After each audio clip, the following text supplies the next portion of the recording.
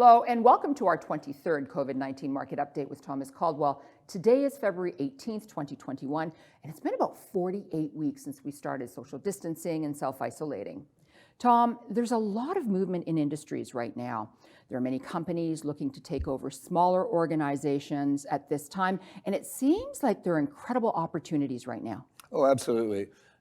The impact of COVID and the shutdown from COVID has not impacted all companies and all industries in the same way. For example, your drugstore is open, your grocery store is open, but the airlines and travel industry are getting massacred. So you're having variance among industries and you're having variance within industries. For example, the oil and gas business has been hammered for a whole host of reasons, environmental, et cetera. Less usage, less driving, less airplanes. But now you're seeing the bigger companies with large cash positions taking over the smaller companies because it's cheaper to buy a company than go exploring for oil and gas. So you're seeing lots of merger and acquisition activities within industries and across industries, depending on the impact. So there are still some significant opportunities out there for companies and organizations that have cash. The other thing that's quite interesting, we have, as you know, a speculative move in markets, starting with cryptocurrencies to some of these Reddit types of companies. This is enabling a lot of companies to raise a lot of money real fast. So companies that were kind of tawdry maybe even a few months ago have been able to raise hundreds of millions of dollars and in some cases in the billions of dollars and totally transform themselves. So there's a lot going on within markets and within the corporate finance component of markets as well. Okay, so let's continue on with the markets.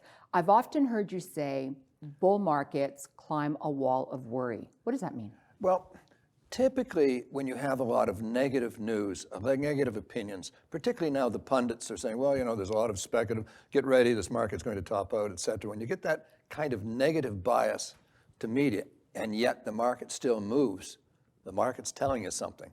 There's tons and tons and tons of money floating around out there. You're seeing that, again, in things like Bitcoin at $50,000. Just money looking for a home is happening all over the place. That's not to say the markets can't top out. They seem actually a little bit tired right now and pausing. Pausing doesn't mean to say a pullback, but they can flatten out for a little while until people look around for the next opportunities. I'm still relatively optimistic because of the fact interest rates are so low and there's not a lot of alternatives out there for your money. You can look at good companies, or you can join the speculative binge, whatever you want to do, whatever actually works for you. I tend to be a little bit more conservative than that.